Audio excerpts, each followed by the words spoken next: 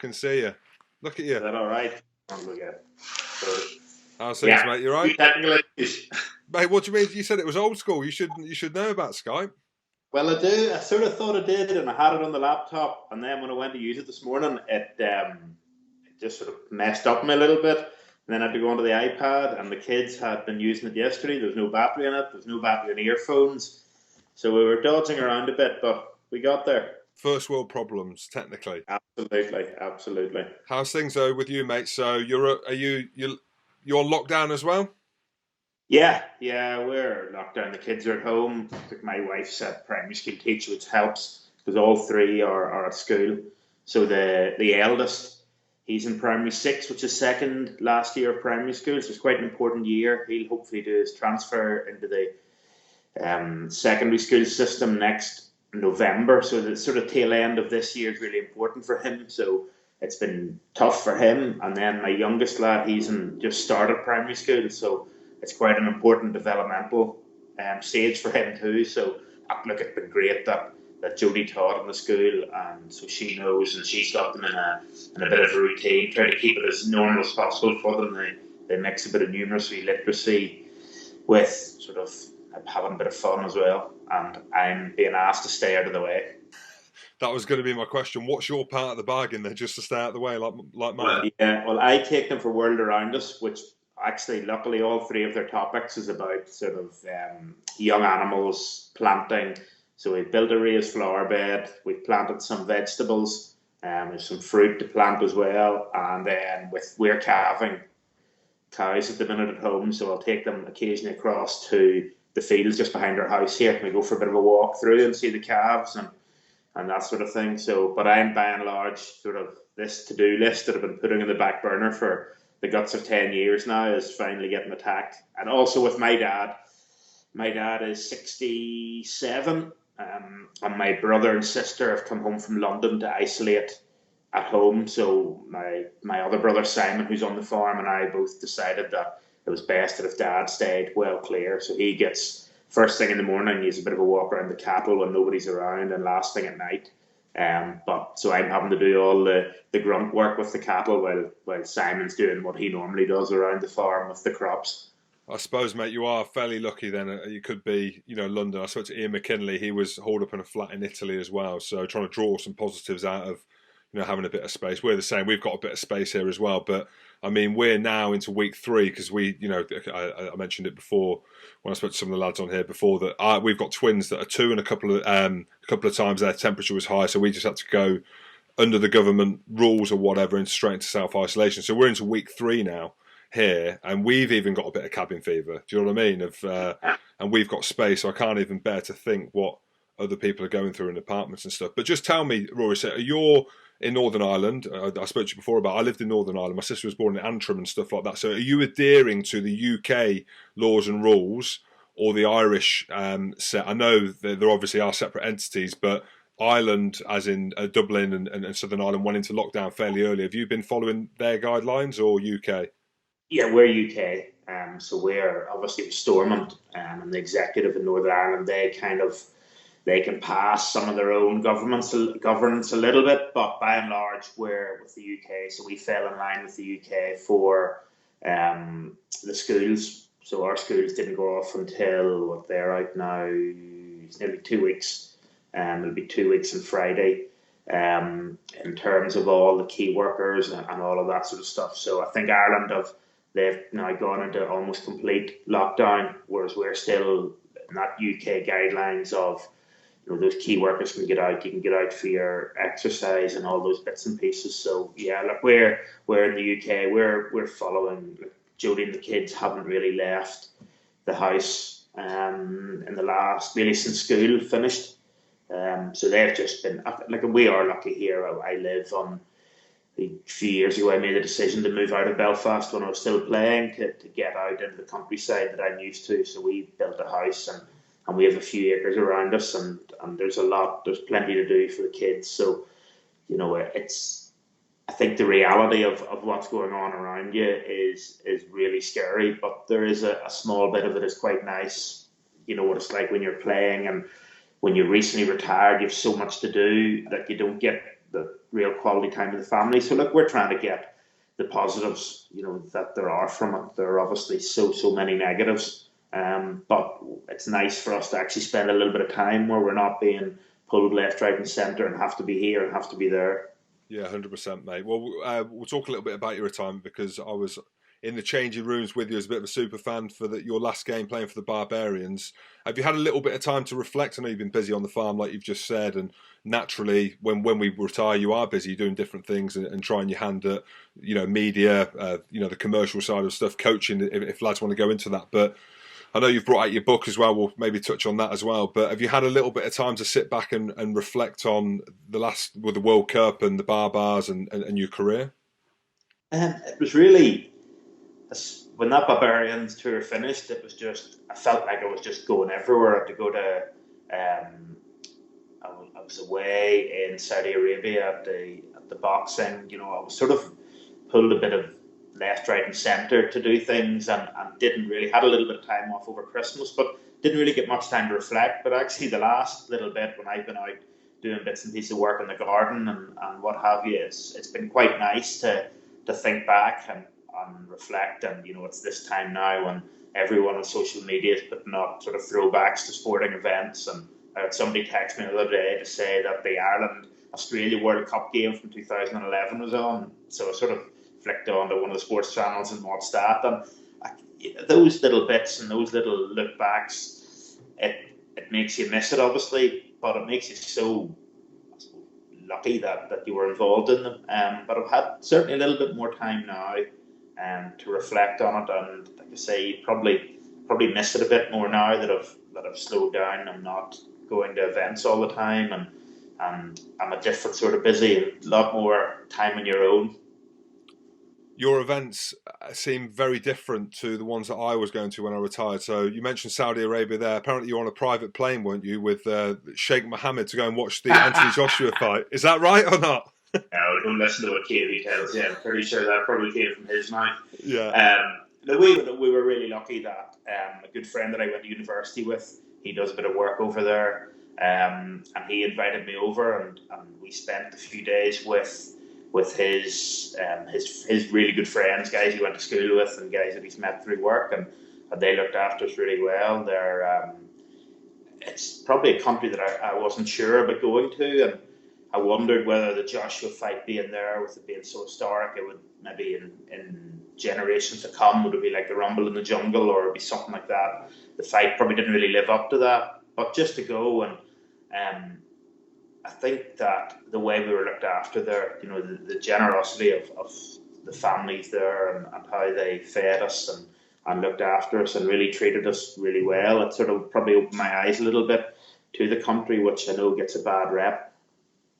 So it was fairly safe. I've been to Dubai a few times, and people are mixed on the cultures and stuff like that. So it's actually quite good, because there were eyebrows raised about that fight being there. They wondered why it was going to be there, and there's talk of UFC fights being there, but it was all legit then. Yeah, it was all. Look, it was really, really enjoyable, and like I say, there are there are aspects of the culture that not everyone agrees with and that everyone likes, and but just as meeting people and going to somewhere very different, I was really lucky that playing rugby, you got to go to a lot of different places, and then I suppose from playing rugby, this was a knock on to go to somewhere that, look, we wouldn't have been planning to go there on a family holiday. For that, so to get this opportunity to go there and meet these people, and like I say, they couldn't have been nice, they couldn't have been more hospitable. It was really strange going to a big sporting event like the boxing and it being in a dry country. It's very unusual compared to the sporting events that we're used to going to. But yeah, look, the atmosphere is a little bit different. But I think they're certainly sort of the people in and around our generation they're trying to change people's perspective on the country, and I think they're trying to open up a little bit more. It's obviously going to take time, but look, I really enjoyed my time there and was really well looked after. Mate, good on you. We'll talk a little bit about your autobiography. I've listened to a few extracts out of it. I've not read it yet, but I'm going to read it. Pretty disappointed though with the front cover. So it's just called Rory, the autobiography. Mate, you could have called it Best is Best. simply the I best? Why don't you come up know. with a bigger? You see, when all these geniuses were coming in with all these names and all these puns and play on my name, and I just went, and even with the Rory aspect of it, with Rory McIlroy and both coming from Northern Ireland, it was just I got to the point. So these sort of names were being thrown at me while I think it was after the World Cup, just about to go in the Barbarians, and I was just going, that's what are we doing? Like, wise up. And then in the end, somebody went, well, like, why don't we just keep it simple and say exactly what it is in my autobiography? And I just went, right, that'll do. Let's do that. So we spent a lot more time on the content of the book rather than the title. But look, I think it was, look, I'm happy with it, and it took a bit of time, and we were very selective over who we got to co-author it with me. And Gavin Meyer's a guy, is in the Telegraph in London now, but he was the Belfast Telegraph for years in my early career, and he was really good in that, when we read it and reread it, he was very happy to add things, take things out, and he spent a lot of time in that editing side of it. And yeah, like, I think the content of it, to say I'm happy with, because I want it to be a bit of a reflection. It's easy to go, we played this game and we won by this points and he scored. And I sort of thought that I wanted a wee bit more of reflection of what it felt pre-match, and then, some of the elation or disappointment post-match. And I think if people want to know the score and who scored or the game itself, they can always look back and watch it. And to be honest, I find that when I'm going back over these games, it's more these little emotions pre and post match that I remember. I'm not like somebody like Darren Cave who remembers every single second of every game of rugby he played. Which obviously the seconds are probably a lot less than the caps because he benched a lot at the end. But he'll kill me for saying that as well, which is even better. Yeah, and but like, I don't remember those bits, but I do remember those feelings pre and post, and that's sort of what I want to talk about, because that's ultimately what I found was the great bit about rugby, and the bits you miss, the bits you'll not replace. Obviously, the playing is the obvious bit, but those nerves, what it's like, the morning of an international, you're waking up in Edinburgh or Dublin or Paris or London or wherever you are, and you just get these feelings that, although I haven't been retired long, I'm sure you'll never get again. And the same post match, just that release of energy that you get whenever you're absolutely shattered. Yeah, no, man, I did enjoy parts of it. What some of the stuff that I listened to that I found quite interesting. I think we all live in our own bubble in our own countries, and we go about our business, and we see the media in probably similar kind of light. One thing I didn't realise with you being having so many caps, being a legend in Ireland, so I thought is maybe the issues that you had with the media. Am I right in saying that? Because the stuff that I listened to from the extracts of the book, I actually couldn't believe the way that you were spoken about once, when you made your first cap, and then all the way up until, you captain in the country. So just a little bit of kind of insight into that, I think would be quite interesting to the millions of people watching the lockdown. Yeah, I think that ultimately the first cap, and look, I look back now, and probably the comments, I don't think they should be written like that, but they were maybe warranted a bit, because I wasn't in the shape of my life making my debut. I think at the time you think you are, you think you're going well, you think you're playing well for Ulster, you've just been picked to be in an Ireland squad, and it's only when you look back now that probably the dedication that I needed to be a top level international wasn't there. But still, I think sort of a bit of a personal attack. It's just, I don't really see why it needs to be done. And I think that those are the bits that, it's a bit like some of the social media stuff. It all kind of falls into the same bracket. There's been many, many reports and many, many posts on the various social channels, all positive, but you tend to remember the small minority, the small percentage of harsh ones. And I just felt some of the journalists, especially at the end, there's probably one in particular, and I just thought he was being ridiculously harsh, and I couldn't figure out what aspect of it that he didn't like about me. But just he was making sort of assertions about the way I played and how I defended. It was like a three-man overlap for Argentina against me, and saying that it was wooden-legged in defence. Whenever you're going, well, there was the back three basically coming around the corner. Like, if I had been 21, it wouldn't have made a difference. And just little bits like that, you just felt it got a little bit personal. But like I say, the vast majority were really fair. They called it. I thought they called it really well. I think in the book I referenced somebody like Murray Kinsella, who I think is, even when you don't play well, he actually picks it apart from a technical point of view as to why. And like, I know probably people that are tuning in, they maybe want a wee bit more drama and a wee bit more sensationalism. But I just think from a rugby fan point of view, to actually get a technical insight as to why this didn't work or why he maybe is perceived to have played badly, that is the aspect of it I like, because that is obviously that I understand, but I just don't understand why it has to be personal and why it has to be this big, loud, bold statement that actually doesn't have very much substance. And excuse my ignorance when I talk about this, and maybe I can ask the question because I lived in Northern Ireland, like I mentioned earlier, for 4 years, and my dad was in the military, and I saw firsthand the political back and forth. But again, listen to some parts of it. There was words like Protestant and Catholic used in the book and used in the media against you.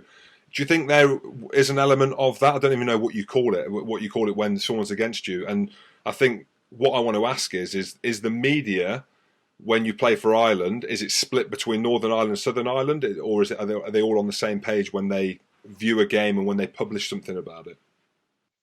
I think firstly with the media, I think they're all very parochial. I think that. And I think the Ulster journalists, they'll obviously write a bit more about the Ulster players, the Leinster, the Munster, the Connacht ones, and that's sort of the way it is, because obviously their readership is a little bit more, is going to be based in their province, so they'll focus a little bit more. I think sometimes we always think that the journalists in your own province are actually the harshest on you, which is, I'm not sure whether that's right or wrong.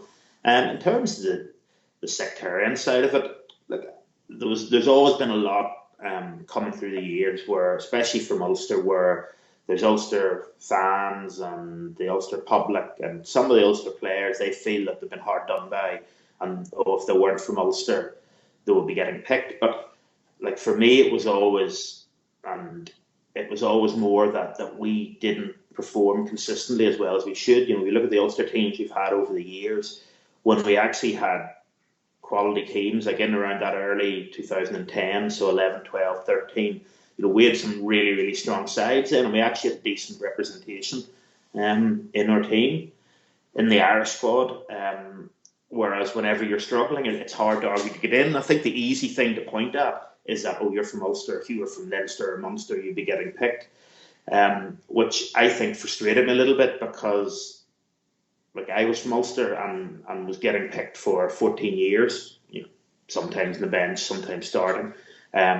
So it was a real frustration for me that this was just the easy out, and it was almost like because I benched a lot for my early career, and I could have just went, if I wasn't from Ulster, I'd be starting. Whereas, I'd like to think that I went, you know what, I need to be better, and this is where I need to be better, and let's see if that makes a difference. And if I'm doing absolutely everything I can, and I'm still not getting picked, and I'm clearly better, then then there's something wrong somewhere. But I never found that to be the case. Once I got myself into a position where I wanted to be, I generally got picked. And I think a coach would be mad not to pick his best players. And I do think that sometimes it's an easy out to go as a player to go, it's because I'm from Ulster. And I think any of the sectarian stuff, like, it is so minute. Like, I referenced one guy that when I was captain, the time Dricka was injured, and thankfully couldn't spell, so it actually gave me a bit of a laugh in the middle of it. And again, it's back to the point previously, is that's the sad bit. But I couldn't tell you what there was nearly 1,000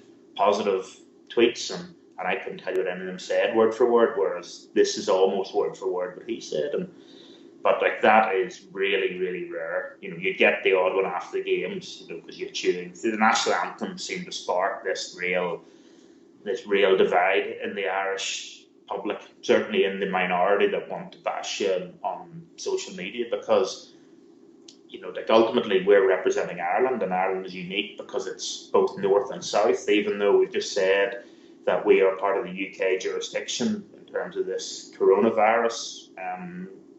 And in everything, in tax laws, I believe you me, now that I've retired, I would love to be in the Irish tax system and get their tax back. But look, we're a different system. That's where I was born. I'm very proud to be from Northern Ireland. I'm very proud to be from Ulster, 3 counties of which are in the Republic of Ireland. But I'm very proud to represent Ireland. And I think sometimes that there are a real minority that maybe don't take a second to take that on board, which is sad from our point of view because we're representing the only country that we've ever wanted to represent. You mentioned it there about the anthem, and it's one thing that I thought about, and you've probably spoken about it a million times. I don't know if you have, but I listened to it when you spoke to Darren Cave when he did a segment for the podcast on that. And I did always wonder, and this is probably part of my evolution as a player, I used to be going nuts, even on the Scottish anthem, well, only on the Scottish anthem. I mean, my eyes were hanging out my head, and the emotion, you see the Italians, you see the French, maybe not the England so much, but the Ireland national anthem is so passionate. I did always wonder, until I listened to the podcast, why you were stood there so calm and collected, not singing parts of it. Do you want to tell the millions of people why? Because I think it's really interesting, probably something that I could have picked up in my career that would have made me more calm and give away less penalties. Yeah, I just very fortunate. It happened to me quite early on. I remember playing, it was my first ever game, Ireland schools, Ireland under-18s against England schoolboys. We're playing in Banbury in England, and the anthem came on, and this is something I'd watched Ireland since I was 4. I can remember. I'd seen my brother playing for Ireland schools, Ireland under-21s, and this was the first time pulling on that green jersey in a proper capped underage international, and the anthems came and belted out Ireland's call, and it was ready to go, and we kicked off. England caught it, kicked it straight out. Then we had a line out, and this thing, it was like a Hail Mary in the NFL. Like, it went, I think the touch judge on the other side could nearly caught it, and I just said after that. And then with the line out, whenever you throw a bad, and your confidence goes a little bit. And look, I ended up probably playing all right that day, but I just sort of said, don't let yourself get in that position again. You can hear it's almost like you can hear the anthem and you feel the emotion of it, but almost to sing it, it brings out too much, and you never know. You're going to kick off the Aviva, and Scotland are going to kick it out again, and you're going to have a line out within 15 seconds of the kick-off of a game, which could be 90 seconds or less from the end of the anthems, and you're not going to be positioned to properly focus. And I'm very much a guy that when I get a routine, I stick to it, and that just always happened to be my routine, and I just sort of stuck to it and kept with it, and it was looking at something that has done really well for me. And I think that at the start, I used to get really frustrated when people thought it was a political statement, and I'm not a overly political person. I follow it a little bit just keep informed as to what's going on, but it used to really frustrate me that people were thinking that this was me making a statement. And then I think as I got a bit older and a bit more mature, a bit more comfortable within the international setup and the international game, it used to just make me laugh that people were making sort of assumptions about me that were just completely unfounded. And actually, the ironic thing was that probably until Cavey, nobody actually asked me, why don't you sing the anthem? It was always just assumed that, it's because he's from the north. Because that's what I was going to mean. If there, was there backlash off the back of that? You see Sergio Parise crying with the anthem. You see Sia Khaleesi in the South African team, but I think you've answered it there. So I thought you would have had to have justified that loads of times to say, look, this is the reason why I'm not stood there pouring my eyes out and batting my chest when the anthem comes on. So you never spoke about it. You didn't have to justify yourself. I would never answer sort of trolls on social media anyway. They were the only ones that ever really referenced it.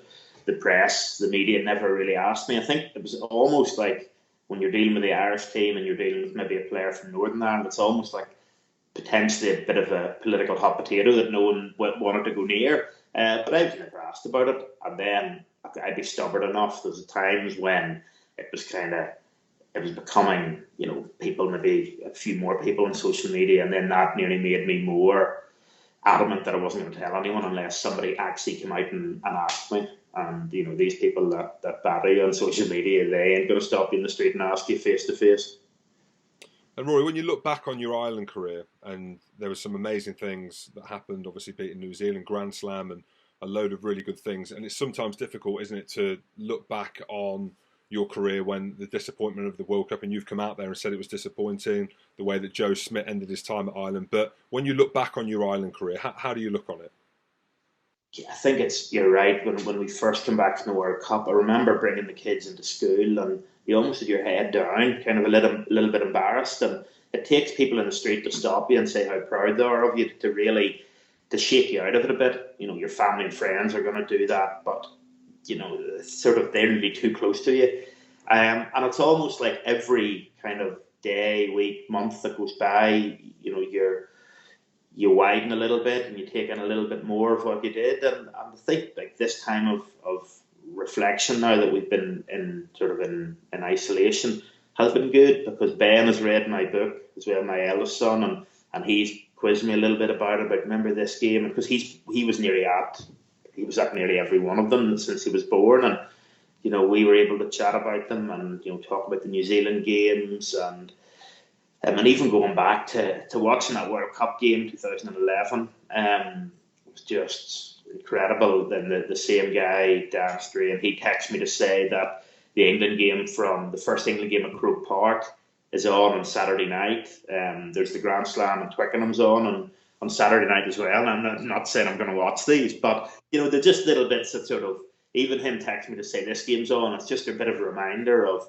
some of the incredible performances that I was so lucky to be a part of, because they were, like, some of them were against the odds, some of them were when we were expected to win and still produce big performances, but every one of them was in a team environment that just so many really good friends and really good characters in that team environment that you probably won't replicate the same, but there'll always be a bit when you come back.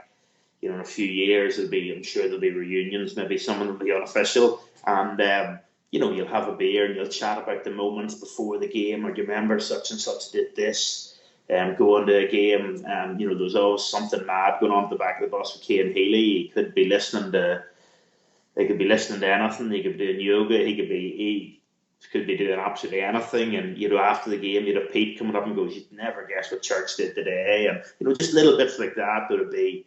Those little memories that you remember, and the great times, and those are the people that you'll stay in touch with, and you'll still have, even in whatever number of years, you'll still be able to have crack with.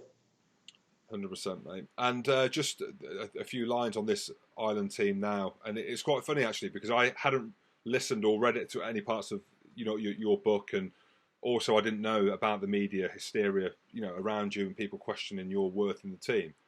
But I saw Rob Herring obviously playing for Ireland. I thought he was playing brilliantly. And then I saw a little bit of interaction on social media.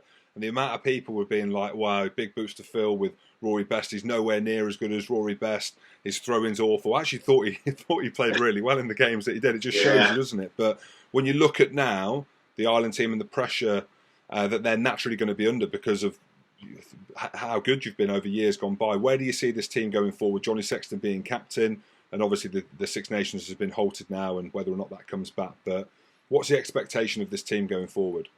Yeah, it's funny. I agree with you. Like I thought that Rob was going well. I thought the line-out was going pretty well, and it just shows you that what do we know, about that sort of level of performance. And it's like everything. As soon as you're gone, you're all of a sudden you're wanted a little bit more. But I think from an Irish point of view, I do think that the way that I think to have that nervy starting in Scotland and win, and they were under a lot of pressure. The last time Ireland had played was a heavy loss to New Zealand in a quarter-final, and according to a lot of people, that was it. Irish rugby was dead and buried, were useless, and then they came back and they beat Scotland. Now Scotland had a couple of chances, but I always felt that Ireland maybe had another gear to go to if they needed to.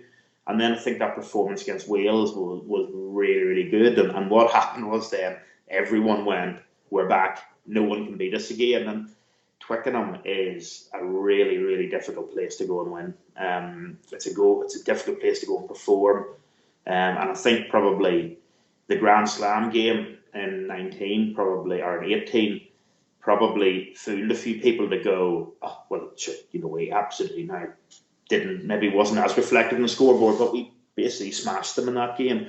And everyone sort of went, well, that's the benchmark. But it actually wasn't. That was a really special performance from a very, very good team. And I think that the really encouraging thing from Twickenham for me was the way that it looked like that scoreboard was going to get away from them the way it did in the summer before the World Cup.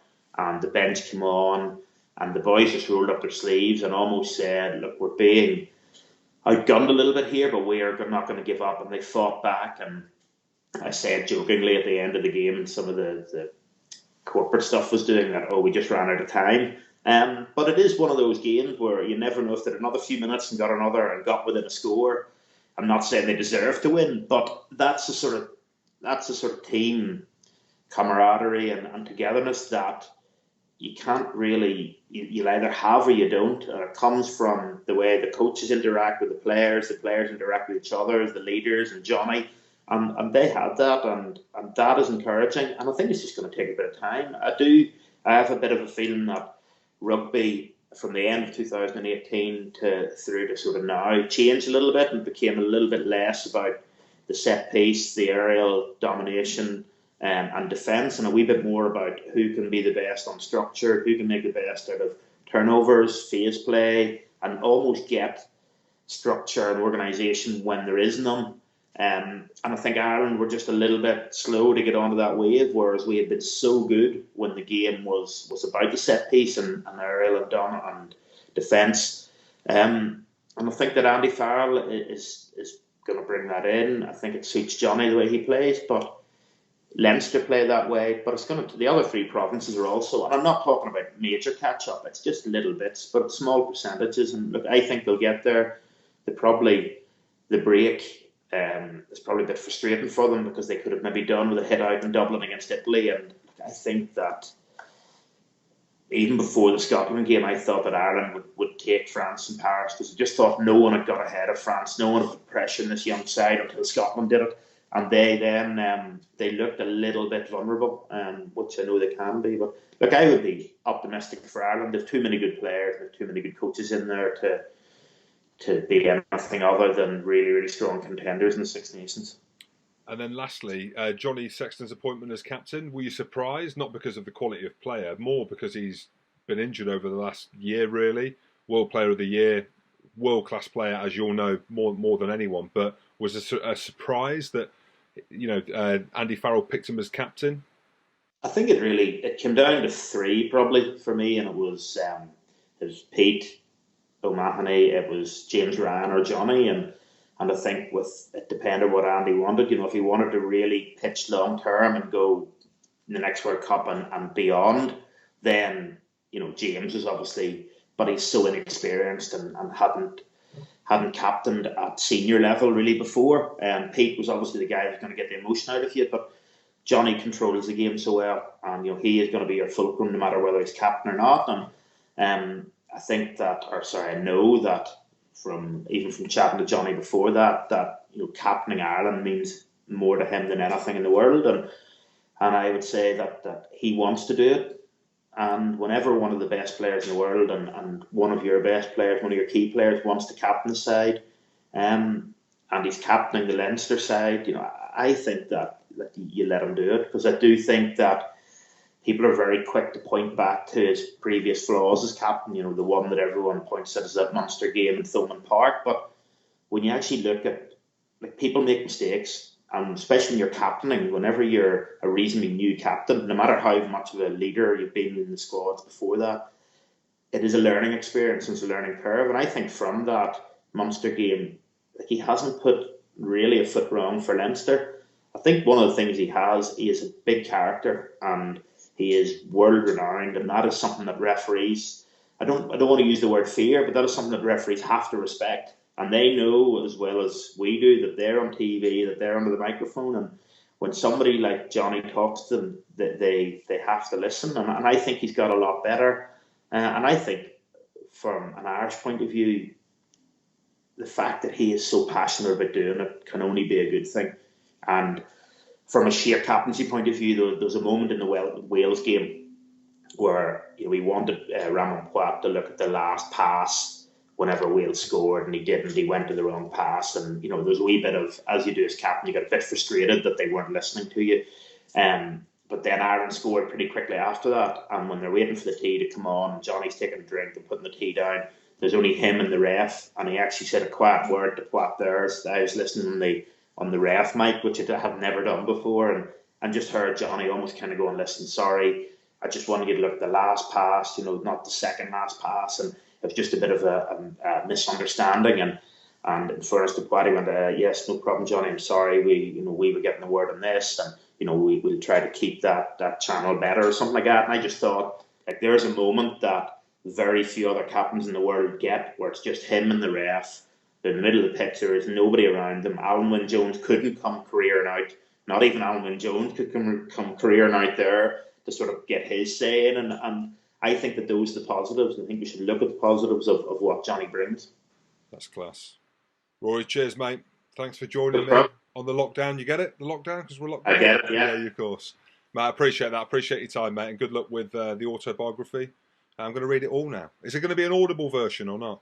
There is, yeah. Mate, that's me. That's going to be easier for me, mate, to digest. But I appreciate that, buddy. Thanks for coming on, and stay safe. And I look forward to your next chapter and following you. Thanks, Jim. Cheers, Rory. Thanks, buddy. Cheers, sorry.